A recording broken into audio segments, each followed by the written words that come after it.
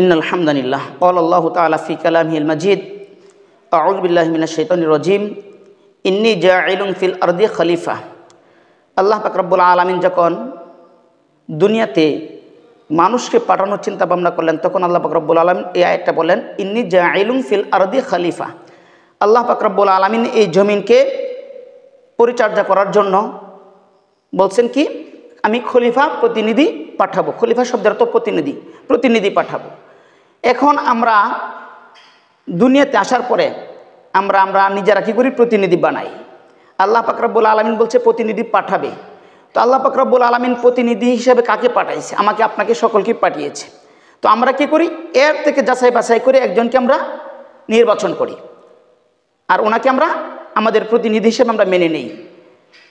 সাধারণত আল্লাহ পাক রব্বুল আলামিনের দিকে যদি আমরা দাপিত হই, তো আল্লাহ পাক রব্বুল আলামিনের দাপিত হওয়ার মাধ্যম হলো মসজিদ, মাদ্রাসা, কোরআন, ইসলাম, হাদিস, এগুলো নবীজির সুন্নাহ, এর বিকল্প কোনো রাস্তা নাই।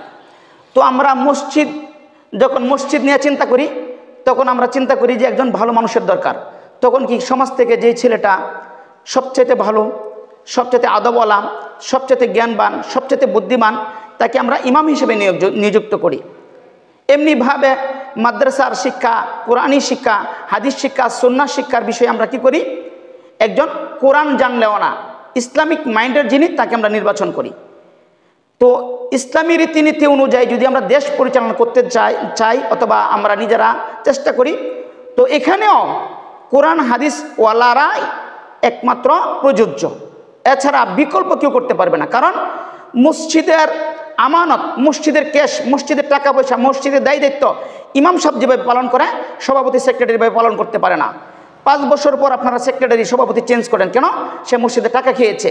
আমি আপনাদেরকে বলতে চাই, বাংলার জমিনে এমন ইতিহাস কি আছে যে ইমাম সাহেব মসজিদে টাকা খেয়েছে, সভাপতি খেয়েছে, সেক্রেটারি খেয়েছে, ইমামের বিরুদ্ধে এমন কোনো অভিযোগ নাই। তো আমি এখান থেকে বলতে চাই, একটা মসজিদ যদি কেউ সঠিকভাবে পালন করতে না পারে, একটা মসজিদ যদি সঠিকভাবে তারা নিয়ন্ত্রণ করতে না পারে, এখান থেকে টাকা আত্মসাৎ করে ফেলে, তো দেশ কীভাবে, রাষ্ট্র কীভাবে পরিচালনা করবে? সেজন্য আমি আপনাদের উদ্দেশ্যে বলতে চাই, একটা মসজিদ যারা সুন্দরভাবে কি নিয়ন্ত্রণ করতে পারে, একটা সমাজ করতে পারবে, একটা রাষ্ট্র করতে পারবে।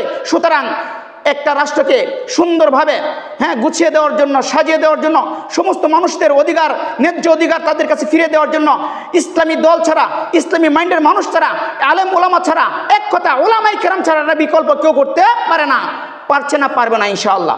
সেজন্য আপনারা যদি এই কথার বাস্তবায়ন দেখতে চান, আপনারা আমাদের খোলাফায়ে রাশিদিন যিনারা ছিলেন, ওই রাশেদার যুগগুলো আপনারা ইতিহাস পড়ুন, দেখতে পাবেন সুন্দরভাবে কি ছাগল আর বাঘ এক ঘাটে পানি খেয়েছে। এই নজির বাংলার কোনো জেনারেল শিক্ষিত দেখাইতে পারে নাই, একমাত্র ইসলাম ওলারাই দেখিয়েছে।